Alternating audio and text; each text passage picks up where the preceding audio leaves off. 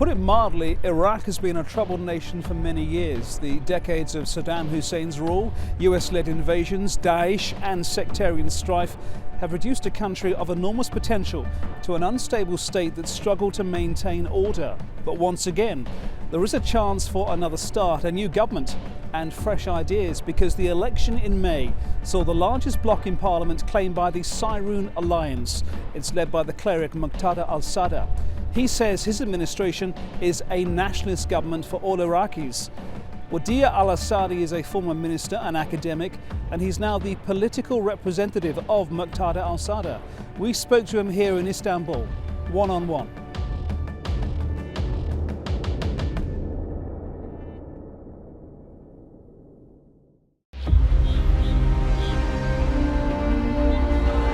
The situation in Iraq is still complicated.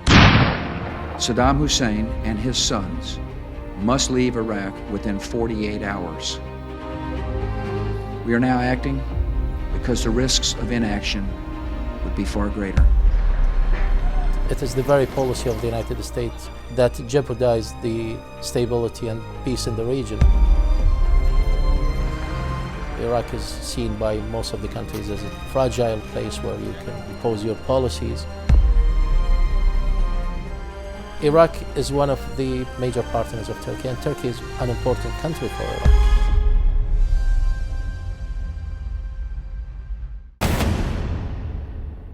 Wadia al-Asadi, thank you for speaking to us today one-on-one. Can I start by asking how you see Iraq at the moment, the political system, and how it's going to develop going forward? Thank you for having me. The situation in Iraq is still complicated. I wouldn't say that things are far better than they have started in 2003, but there is improvement. There is sort of trying to change or to amend the situation than it was before. I mean, with the effort that is being done by some political leaders in changing the principles upon which the political process has started. One of these principles, which was very basic for the political process, is the quota system, and there are attempts to change this quota system. Even the nature of the election, or the election commission, and the election or the electoral system.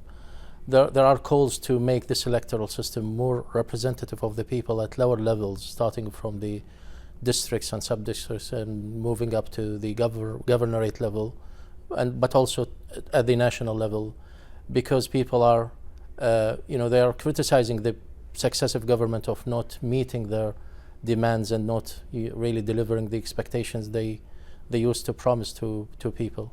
People also would like to know who represent them at the government so that they can go to them, to talk to them, and because after all they are advocates of those people who elected them. And I think there is there is increase in the consciousness of people, and the embracing of this political process, because previously people were saying that we need to change the whole political process. Now they are thinking maybe of changing some of the system and maybe legislations or the constitutions, but they started to believe that this is the only solution for stabilizing Iraq, which having a political system, but trying to rectify it with time.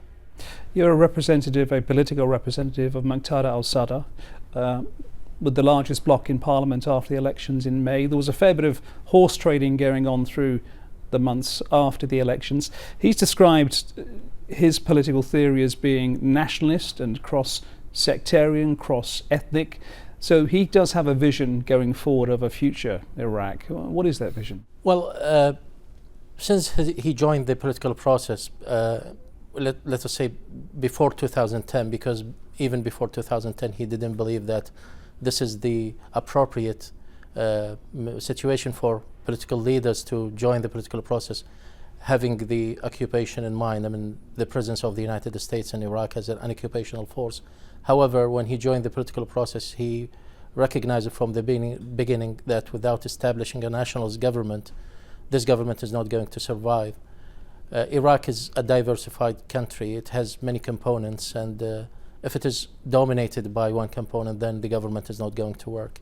So he proposed different plans and projects. One of them is to make a cross-sectarian, a cross-ethnic bloc. That was one of the three main objectives during the last term The first objective was to change the election system and the election commission in the parliament, making it more independent, because after all, the election or the political system is the result of the election process. And the third objective of this movement was to establish a bloc in the parliament that crosses the borders of sect and ethnicity. He managed to a certain extent to cooperate with non-religious groups like the Communist Party, the Liberal Party, but also the civic movement that demonstrated in the streets in the 2014, 2016 to call for the basic rights of citizens and the sharing of power and representation in the government. So he is more of a nationalist Iraqi government that is not described as a Shia or a Sunni or Arab or whatever. And he would like also to see independent people who are technocrats, more independent, not affiliated with political parties, who can run the ministries without being ordered or controlled by their political parties in the cabinet. He diagnosed that one of the reasons why the successive governments have failed is because the cabinet was dysfunctional. Most of the ministers who were in the cabinet were selected by their political parties and were imposed on the prime minister, because it is all about the quota system and the arrangements of this system. So he thought that without reforming the government, without changing these principles, the government is going to continue to be dysfunctional. Do you believe that governments have been dysfunctional since perhaps 14 years ago? Yes, because when you look at we start with the basic services. There is dire need for drinking water, for electricity. The educational system has been deteriorating. Agriculture has been also deteriorating. Security situation in Iraq has never been improved since 2003. So all these failures, and they were caused, of course, by the dysfunctionality of the government. Do you believe your country has lost its diversity over the last few decades? Some of the components of Iraq have departed from Iraq, have left Iraq, because they thought that the environment is not really helping them to survive. And then if we think of Christians who left Iraq and Sabaeans, Yazidis, but this is not because Iraqi people are intolerant of different components or different ethnic groups.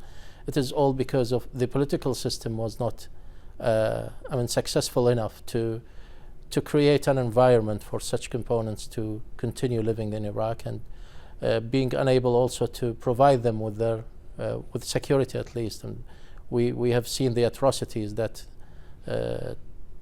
took place in the north of Iraq against the Yazidis. No Iraqi, I think, really thought of such atrocities to happen, and nobody did want such a thing to happen to the Iraqi minorities. But this is all the result of the failure of the security and the other institutes, government institutes, which we would like really to amend at this particular time. We don't have enough options in front of us, and this is, I think, a point of departure from the past, and we'd like to change things as much as we can. Well, we can talk about dysfunctionality of past governments, no matter which country we're in, when we're talking to a new administration, effectively. But precisely what has Iraq done and the administrations over the past 14 years that made things far worse? I know you've not been dealt the best hand post-2003, but decisions were made that did result in all sorts of catastrophic results. Well, there was what we can call the institutional failure, the collapse of the Iraqi institutions, because most of the people who were appointed in some key positions were appointed according to the patronage system or loyalty to the political parties. They were mostly affiliated with political parties. No criteria for choosing the right or the appropriate person in a certain position. There were no job description, roles and responsibilities. These were not available or were not used by the employers to employ the cadre they want, or the personnel they want. In addition to this, there were no planning. I mean, most of the institutions were run without having any plans set by the government or by these institutions. So the product, we can imagine that the product is going to be as worse as the structure of the institutions themselves. So this is one of the reasons, and there are so many reasons, of course. We can never also forget the impact of the external and the internal players or factors. The neighboring countries have also participated to a certain extent in the stability of the country. The foreign policy of the United States. I come from a party that thinks that the foreign policy of the United States, particularly when it comes to Iraq and the Middle East, it was not helpful in stabilizing Iraq. And this might be debated by other maybe partners or other parties in Iraq. However, I think there are so many factors we can think about that led to the dysfunctionality of the successive Iraqi government. Is there a danger that the dysfunctionality that people have been living with, and perhaps going on into the future, we don't know, could lead to a desire for a more autocratic regime? Because you do hear voices from Iraq saying, well, things were bad 20 years ago, but there was electricity, there was education, the drains were working. Yeah. Is there a danger that things could change on this? Yes, I think there is a big danger, and especially when we hear some people are calling for a presidential system. They mean by a presidential system a powerful government that can control the country, that can give no chance to corrupt political parties or leaders to influence the building of or the reconstruction of the country. But also we still have the danger of having another dictator regime. I mean, when people are calling for a sort of autocracy or a presidential system, it is not necessarily because they prefer the presidential system, but because they are fed up with this sort of government that is unable to make any progress. So they are thinking that the nature of the system or the type of the system or the regime is the reason behind this failure. That's why they are calling for changing it. But in their minds, lingering the idea of Saddam's regime, for example, and they know very well that it is easy for any party or leader to dominate Iraq if this party or leader has given the opportunity to do so. So, I mean, this is a sort of conflict or struggle whether we choose this system or that system.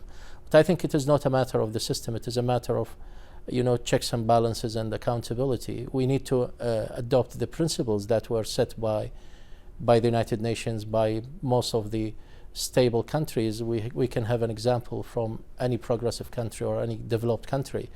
There are certain principles for good governance, and we can adopt these principles of good governance: transparency, openness, accessibility, accountability. It is about practices and about whether the government is accountable or not. So you mentioned the United States earlier. Iraq's relationship, obviously, with the United States has been, to put it mildly, a very difficult one, given occupation twice. Bearing in mind President Trump, first of all, on the campaign trail, and then secondly, I think a day after he was inaugurated, said that America should have kept Iraqi oil, and then said at one stage, perhaps we'll get another chance. What does that say to you and to your people with regards to the United States and its policy towards Iraq? Well, as I have just said, I think the approach to the United States foreign policy, and especially in Iraq, is different from one party to another. But for us in the Sadr movement, we think that it is the very policy of the United States that jeopardized the stability and peace in the region. I mean, the United States is threatening Iran on one side and trying to adopt a democratic model in a certain country, supporting non-democracy in another country. So we think that, we cannot capitalize on the United States foreign policy in the region. And we think that it is, after all, it is a matter of United States interest. For us, Iraq and the region is sort of vital sphere in which there are interests for the United States. It tries to protect. We need to first, we need to tell the Americans that this policy is not damaging the Iraqi interests, but even the United States interests on the long term. And we need also to make it clear to the United States that there are other players in the region that might challenge the position and even the status of the United States. Iran is one of the countries that takes it as a pretext to seek influence in Iraq. They say the US government is trying to use Iraq as a platform to attack the regime in Iran, so why not we try to influence groups in Iraq in order to protect ourselves? The United States also is seen as a destabilizer when it comes to, the north of Iraq, maybe.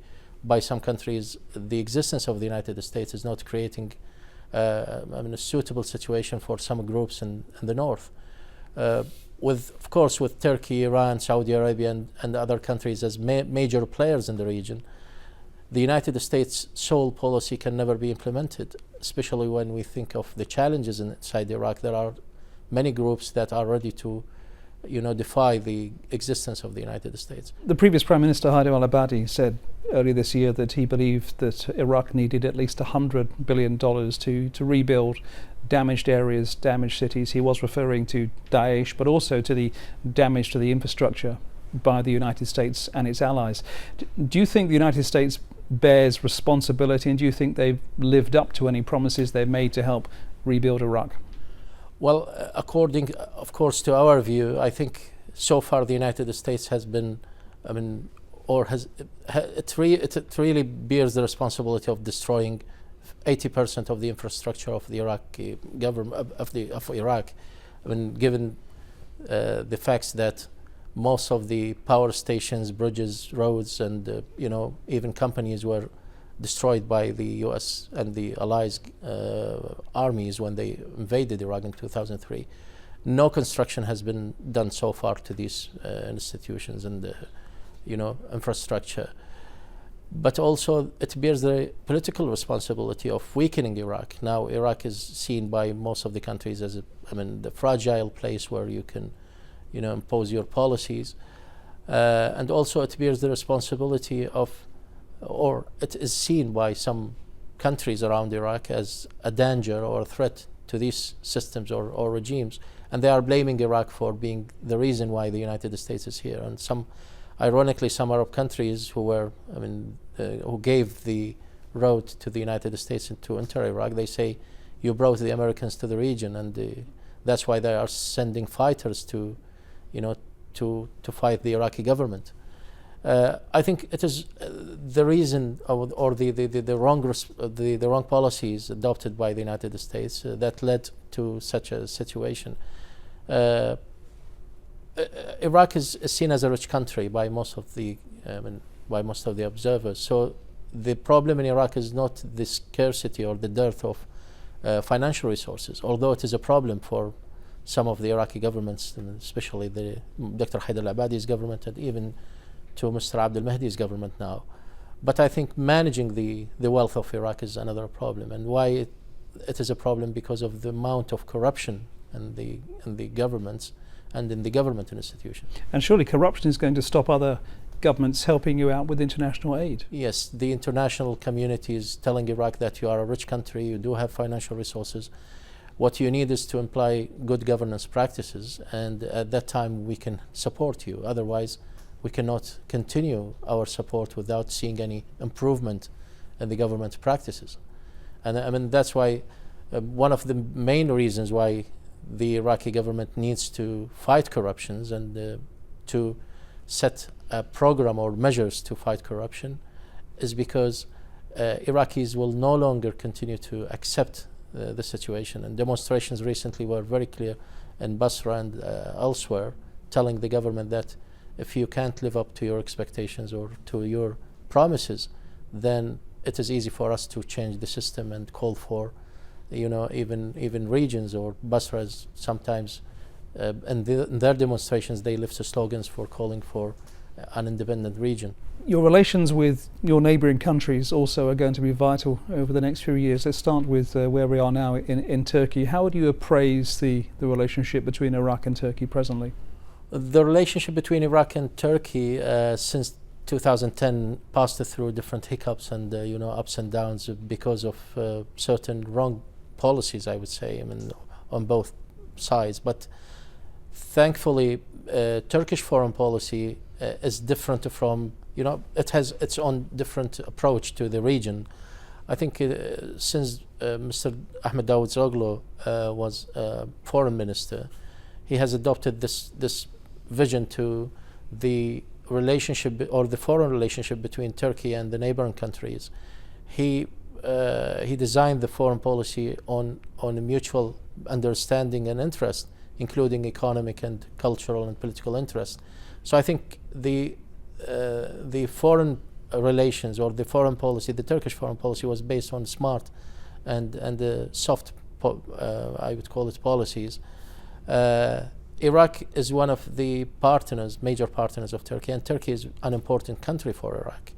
There are ties between the two countries, historical, cultural, religious, and including, of course, the geopolitics involved in both countries. So I think there is no other way than mutual cooperation between the two countries. I think the Iraqi government is serious about improving the situation or the relationship with Turkey. And I have also seen and noticed that Turkey is also taking good measures to improve this relationship by making many visits to Iraq at senior levels. Diplomats were visiting Iraq, Prime Minister, and they were talking about how to improve the economic and social and political relationship. So I think it has been improving since maybe the last 10 years. The complication in the relationship always, though, is of course the Kurdish area of northern Iraq. How do you expect that to play out over the next few years? Well, we talked frankly. I mean, there was a message or letter sent by His Eminence, by Sayyid Muqtada al-Sadr, to the Turkish ambassador, talking about the Turkish presence, military presence in Iraq.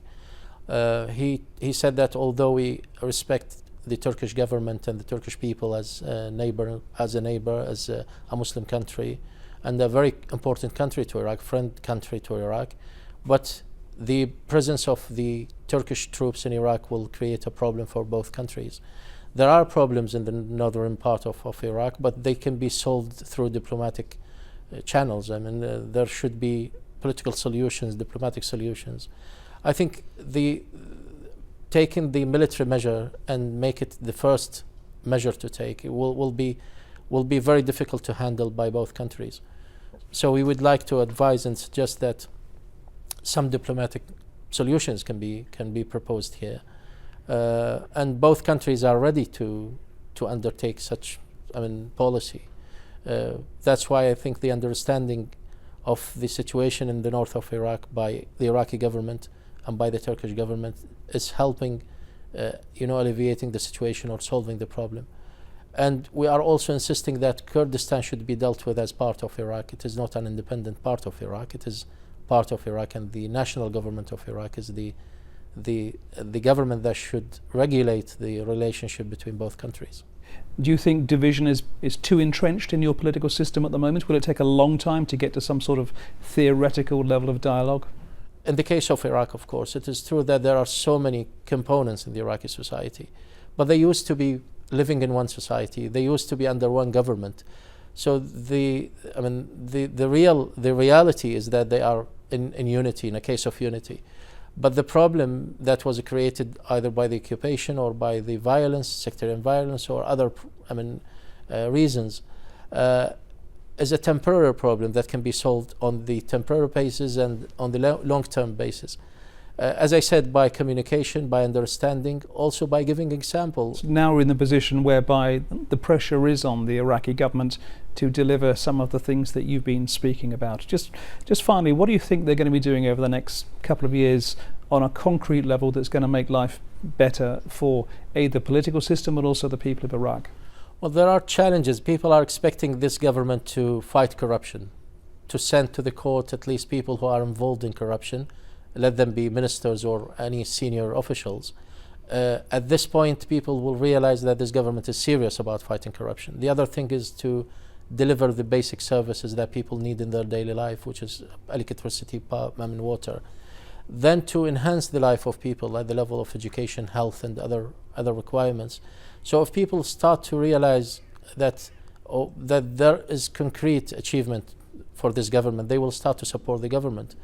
Thankfully, in Iraq, there are many monitoring systems, not just the government systems, but also there is the Marja'iyya, the seminary in Najaf, which plays a very vital role in deciding if the government is a good government or the government should continue or not. And there are also the people. We have seen recently how people were crucial in changing some of the political games, I would say. I mean, starting with the cabinet, for example. Under the pressure of demonstrators, Dr. Haidar al-Abadi was compelled to make an essential change to his cabinet. And also, the demonstrations forced the political parties also to have, to a certain extent, an independent commission for election. So I think mobilizing the people will be beneficial in putting some pressure on the government in order to achieve some concrete achievements, or to provide to people some concrete achievement. Okay, let's see what happens. Dia al-Asadi, thank you very much indeed. Thank you very much for having me again. Thank you.